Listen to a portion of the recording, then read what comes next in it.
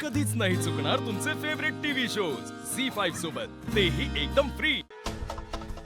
अहो साहेब हो, काय चाललंय तुमचं? सांगितलं ना परमिशन शिवाय जाता यायचं नाही। माझी बायको आत गेली, वसुंधरा ठाकूर नाव आहे त्यांचं, मला त्यांची काळजी वाटते, मला जावं लागेल आत प्लीज। अहो त्यांनी परमिशन काढली म्हणून त्या गेल्या, तुम्ही परमिशन काढून या। नाही आहे परमिशन माझ्याकडे। अहो पण ती लकीला भेटायला गेली। हो खरंच प्लीज तुम्ही बघा ना।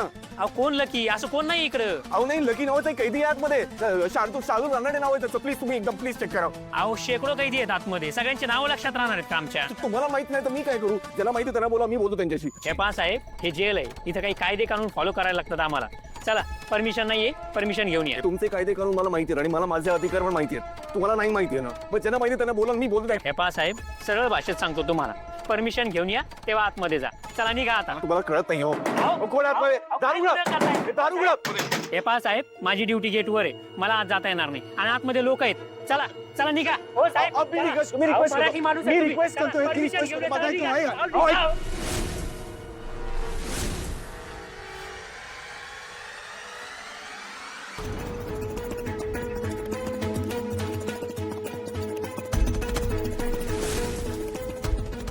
एवढी मोठी रक्कम आय एम शुअर तुझ्याकरता पण खूप कठीण केलं अहो नाही नाही नाही, तसं काही नाहीये, मी जास्त काहीही केलेलं नाहीये।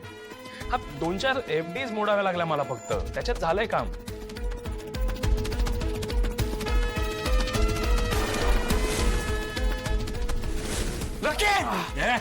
चल बाजू हो.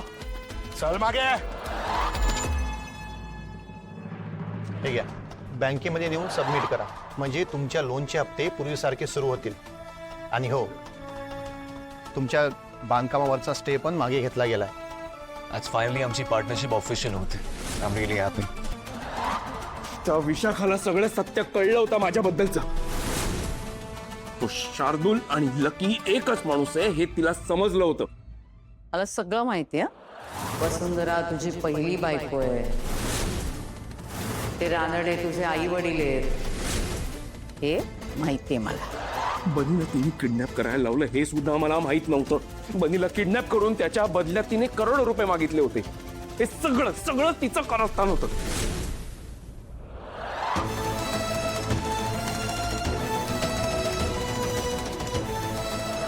एवढंच काय ग, आकाश ठाकूरच्या मागे सुद्धा तीच लागली। त्याला मारण्याचे प्रयत्न सुद्धा ही विशाखाच करत होती।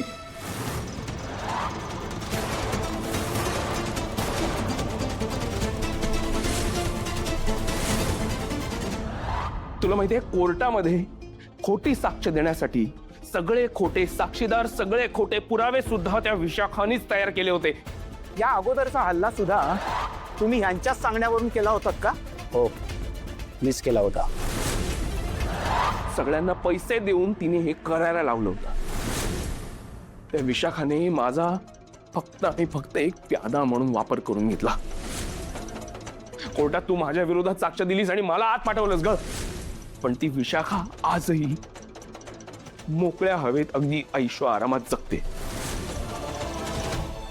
तुला काय वाटलं, तू मला जेलमध्ये पाठवलंस म्हणजे तुमच्यावरचा सगळा धोका टळला?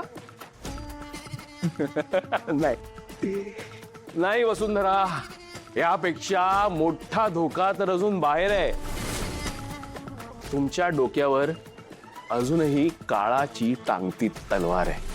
कदाचित आत्ता सुद्धा त्या विशाखाने आकाश ठाकूरच्या मागे तिचा एखादा माणूस लावला असेल, आकाशला मारण्यासाठी।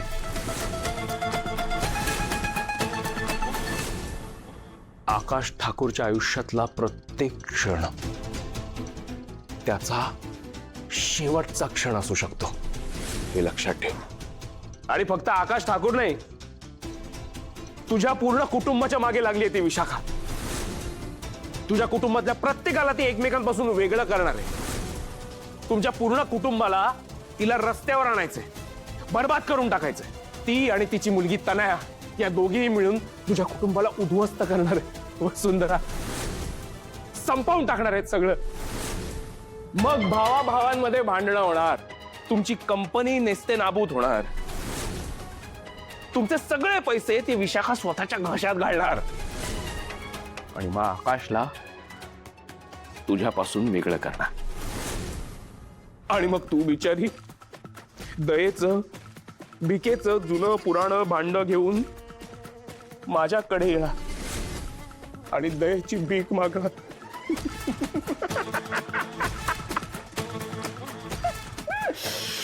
वसुंधरा ठाकूर माझ्याकडे दयेची भीक मागणार. माझ्याकडे येणार. हे वेळ संपली, चल.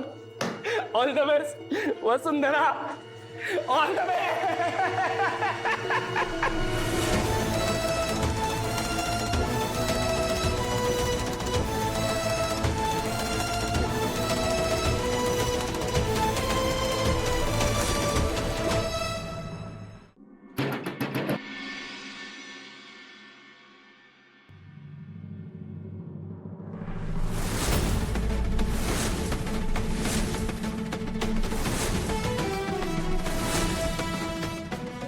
आकाशराव तुम्ही हो मी.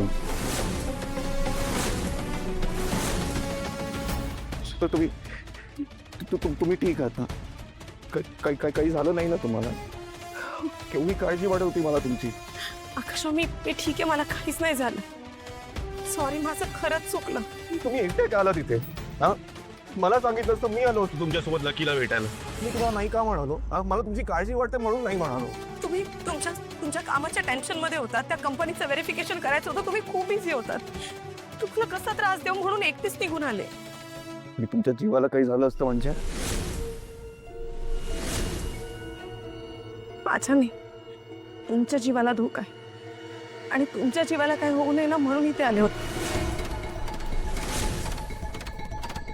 म्हणजे आकाशराव मला आता एक खूप मोठा भयानक प्रकार कळलाय. आकाशराव तुमच्या जीवाला धोका आहे. आतापर्यंत तुमच्यावर झालेल्या प्रत्येक हल्ल्यामागे एक व्यक्ती आहे आणि ती आपल्या जवळची व्यक्ती. कोण आहे ती? विशाखा. विशाखा मॅम फक्त तुमच्या जीवावर नाही उठलाय, आपल्या संपूर्ण घराला त्यांना उद्ध्वस्त करायचं.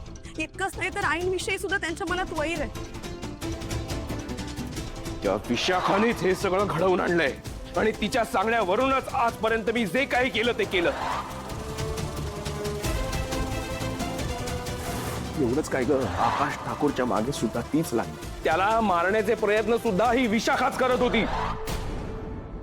हा इतका मोठा भयानक प्रकार चालू आहे इथे आकाश, आणि या बदल्यामध्ये विशाखा मॅम आपल्यापैकी कोणाचाही जीव घ्यायला मागे पुढे बघणार नाही. आणि त्यासाठीच त्यांनी तनयाला घरामध्ये पाठवलं. आपल्या घरातल्या सगळ्या छोट्या छोट्या गोष्टी तनया विशाखा मॅम पर्यंत पोहोचवण्याचं काम करते. माय गॉड, हे सगळं खूप भयंकर आहे. तनयाला आपण आपलं म्हणून वागवतोय. विशाखा मावशीला आपल्या घरात स्थान दिलं आणि तिने मला तर तिला मावशी म्हणायची पण लाज वाटते. नाही वसुंधरा, आपल्याला काही करून आपल्या घरच्यांना सगळं काही सांगायला हवं. त्यांना अलर्ट करायलाच हवं आपल्याला.